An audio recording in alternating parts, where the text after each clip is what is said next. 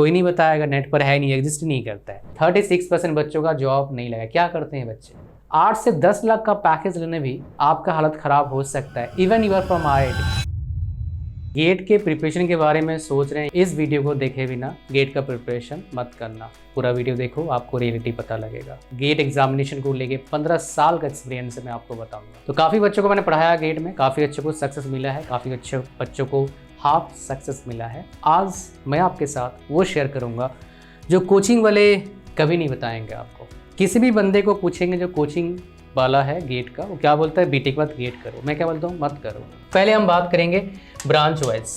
और मैं कौन हूँ आप लोगों को पता होगा होपफुली। मैंने 12-13 साल पहले बीटेक किया था, मैंने एमटेक भी किया हुआ है, हज़ारों बच्चों को पढ़ा चुका हूँ, ऑफलाइन ऑनलाइन, कॉलेज में, यूनिवर्सिटी में, कोचिंग में। उसके बाद ये सब वीडियो बना रहा हूँ, रियल एक्सपीरियंस। और आप जो ड्रीम कॉलेज है ना, ड्रीम जो कॉलेज है, वहाँ से एमटेक करने के बाद मेरे पास आते हैं लोग सेशन लेने के लिए। PSUs वाले जो 20-25 लाख का पैकेज होता है स्टार्टिंग सैलरी, वो बंदे ज्वाइन करने के बाद ही मेरे पास आते हैं सलाह लेने के लिए। अंदर की बात मुझे पता है जो आपको नहीं पता होगा मोस्ट प्रोबेबली, और इसलिए मुझे पता है बिकॉज मेरे पास बहुत सारे बच्चे मल्टीपल जगह से आते हैं। उसके हिसाब से मैं आपको बताऊंगा। वीडियो को लाइक कर दीजिएगा और चैनल पर नए हो सब्सक्राइब जरूर करना है। ऐसा ही अमेजिंग कंटेंट आपको मिलता रहेगा मेरे तरफ से। अगर आप मेरे से डायरेक्टली बात करना चाहते हैं लाइव 1-to-1, इसका लिंक डिस्क्रिप्शन में फर्स्ट कमेंट में, और लास्ट में इसके बारे में बात करेंगे डिटेल में। क्यों ज़रूरी है ये भी बताऊँगा, बिकॉज पर्सनल गाइडेंस जानना होना बहुत ज़रूरी है इस हाई कंपटीशन मार्केट में आगे रहने के लिए। तो पता लगा गलत डायरेक्शन में चले गए, पहुंचना था दिल्ली, पहुंच जाओगे बॉम्बे। सबसे पहले क्या आपको प्रॉब्लम आएगा, किसको ब्रांच वाइज बात करते हैं। अगर आप CSC से हैं, आप ECE से हैं, या फिर ENTC से हैं, आप इलेक्ट्रिकल से हैं, आप मैकेनिकल से हैं, आप सिविल से हैं, ठीक है, ये ब्रांच ले लेते हैं। या फिर केमिकल से हैं, या फिर दूसरे ब्रांचेस से हैं। मैं आपको बताता हूँ, पहले समझिएगा अच्छे से।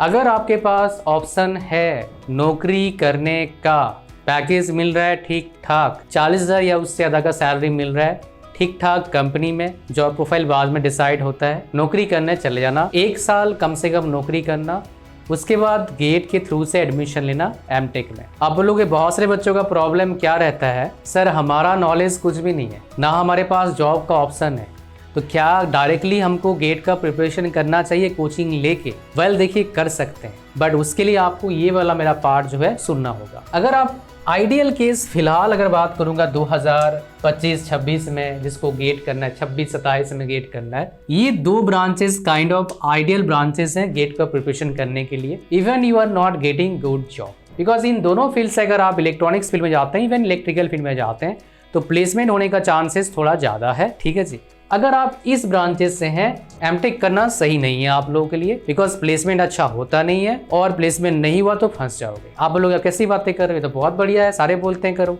नहीं, गेट का प्रिपरेशन सभी ब्रांचेस के लिए एक्सेप्ट CSC अच्छा हो सकता है अगर आप PSUs के लिए प्रिपरेशन कर रहे हो। अब PSUs के लिए प्रिपरेशन किसको करना चाहिए आइडियल केस में, ध्यान से सुनिए जो बता रहा हूँ, ये सब बातें बहुत इंपॉर्टेंट है, कोई नहीं बताएगा, नेट पर है नहीं, एग्जिस्ट नहीं करता है। तो PSUs के लिए प्रिपरेशन किसको करना चाहिए? जिसने 3rd ईयर में गेट दिया है या फिर 4th ईयर में गेट दिया है, उसका कम से कम 40 मार्क्स आ रहा है, 40 मार्क्स एटलीस्ट आ रहा है। CS वाला में प्रॉब्लम क्या है, बच्चे अभी 1,80,000 बच्चे लगभग पेपर दे रहे हैं CS का। नेक्स्ट ईयर 2 लाख हो जाएगा, और विद इन 3-4 ईयर्स ये 3 लाख के आसपास हो जाएगा gate experience, even more than 3 lakhs from only 1 branch. DA से ज़्यादा उम्मीद मत रखना, इस पर ही पंगा हुआ था। अच्छे रैंक जिनका आया है, मतलब 200-300, उनका भी IIT में हुआ नहीं है, इसीलिए सिर्फ इस पर ज़्यादा फोकस करना, CSC ब्रांच पर। कहानी आपको समझ में आ रहा है क्या बोल रहा हूँ मैं? इन ब्रांचेस से लिए एमटेक करने के लिए क्यों बोला? अगर आपको जॉब चाहिए, PhD करना है, टीचिंग जाना है, कर सकते हो। अगर जॉब चाहिए मत करो, बिकॉज प्लेसमेंट का दिक्कत आता है इन ब्रांचेस में, इवन टॉप कॉलेजेस में। प्रूफ देता हूँ आपको, आ जाओ। मैं चलता हूँ, मैं कुछ NITs दिखाऊंगा और एक IIT दिखाऊंगा। ये IIT गुवाहाटी का है, तो आप ब्रांचेस के हिसाब से पहले परसेंटेज ऑफ प्लेसमेंट देखो, because this is more important than package. ये परसेंटेज ऑफ प्लेसमेंट है। एमटेक का देखिएगा आप यहाँ पर कितना परसेंटेज ऑफ प्लेसमेंट है, ध्यान दीजिएगा। ये IIT गुवाहाटी है मेरे दोस्त, कितना परसेंट ऑफ प्लेसमेंट है भाई? 64% प्लेसमेंट है। 36% बच्चों का जॉब नहीं लगा। क्या करते हैं बच्चे? ऑफ कैंपस जॉब लेना, सिविल मैकेनिकल में, even you are from IIT या फिर अदर ब्रांचेस। इलेक्ट्रिकल ECE और CSC में आसान है। इलेक्ट्रिकल में अगर इलेक्ट्रॉनिक्स फील्ड में जाओगे तो थोड़ा सा फिर भी चांस है, आसान CSC में ज़्यादा है अभी भी, इसी में चांस थोड़ा सा है, बट मैकेनिकल, सिविल में और अदर ब्रांचेज में, मेट्रोलॉजी में, केमिकल में ऑफ कैंपस 8 से 10 लाख का पैकेज लेने भी आपका हालत ख़राब हो सकता है। Even you are from IIT। मेरे पास कई IITians आए हैं MTech करने के बाद, मैकेनिकल के बाद, सिविल के बाद, बोलते हैं सर 6 लाख का पैकेज दिला दो, बताओ कहाँ मिले। Forget about 10 lakhs। अच्छे IIT की बात कर रहा हूँ, ऐसे लास्ट जनरेशन IIT, मतलब अभी नया IITs की नहीं बात कर रहा हूँ, थोड़े पुराने IITs की बात कर रहा हूँ। NIT तो छोड़ दो, क्या बताऊँ, कहानी को समझ में आ रहा है क्या बोल रहा हूँ। तो यहाँ पर देखिए, सबसे पहले आप देखो परसेंटेज ऑफ प्लेसमेंट मैकेनिकल का 63, 77.78, 67, 73, 68% डिफरेंट ब्रांचेस का प्लेसमेंट है। अगर हम बात करेंगे यहाँ पर रोबोटिक्स का, अच्छा AI इसमें है 88% है, और रूरल टेक्नोलॉजी कितना है 14% है, 7 बच्चों थे, और फूड साइंस टेक्नोलॉजी में 1 भी % प्लेसमेंट नहीं है। कंट्रोल सिस्टम में 100% प्लेसमेंट 9 बच्चे थे। तो डिफरेंट ब्रांचेस का डिफरेंट प्लेसमेंट है। आप देखिए यहाँ पर डिफरेंट प्लेसमेंट है। बायो इंजीनियरिंग का कितना है 11% है। मेडिकल डिवाइसेस एंड डायग्नोस्टिक्स में कितना है 65% प्लेसमेंट है। So it is really important for you guys to know this data before it's when you start preparing for GATE examination. Because getting PSUs through civil, mechanical, electrical opportunities आते हैं, as का problem रहता है, क्या क्या और problem रहता है आपको बताऊंगा मैं, बट ये वाला आपको होपफुली समझ में आ गया। अब ये डेटा दिखाया इंडिया के one of the top college का, बिकॉज इनके पास इस तरह का डेटा ये प्रोवाइड करते हैं। मैं आपको दिखाता हूँ अच्छे कॉलेजेस का, कुछ और अच्छे कॉलेजेस का जो NITs हैं। आप देखिए यहाँ पर ये NIT कौन सा है भाई, शायद NIT रायपुर है। परसेंटेज ऑफ प्लेसमेंट जरा देखो यहाँ पर 30% प्लेसमेंट है MTech का ओवरऑल, ठीक है। नेक्स्ट हम चलते हैं और एक कॉलेज में, ये हमारा कौन सा है NIT कुरुक्षेत्र है। यहाँ पर देखेंगे आप कितने बच्चे थे और कितने बच्चों का प्लेसमेंट हुआ है। पैकेज छोड़ दो यार, पैकेज तो बताया मैंने आपको, MTech में अच्छा पैकेज जाता नहीं।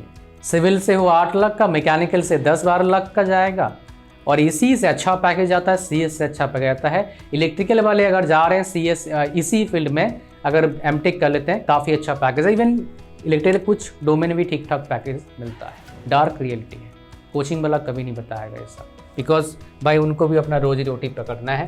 बट आपको स्मार्ट बनाने का काम मेरा, मैंने ठेका ले रखा है। मैंने प्रमोशन वोशन करूँगा नहीं भाई, पैसे ले क्या करूँगा मैं, आपको इस तरह गाइड करने का मैंने ठेका ले रखा है। अनबायस्ड गाइडेंस, मैं बहुत बड़ा चीज़ कंप्रोमाइज़ कर रहा हूँ आपको बताऊँ। BTech के बच्चों के एडमिशन चल रहा है अभी, मेरे पास बहुत बच्चे आते हैं, मेरे वीडियोज़ बहुत देखते हैं, सबको पता है, सारे इंस्टीट्यूट को पता है। वो एक वीडियो का 1 लाख ऑफर करते हैं। मैंने एक कभी नहीं किया पिछले 4-5 साल में। पहले किया था MBA के लिए 1, MTech के लिए 1, अच्छे कॉलेज हैं वो भी, बट अब नहीं करता हूँ, वो भी मन नहीं करता है क्योंकि बच्चा फंस सकता है ना, इसीलिए।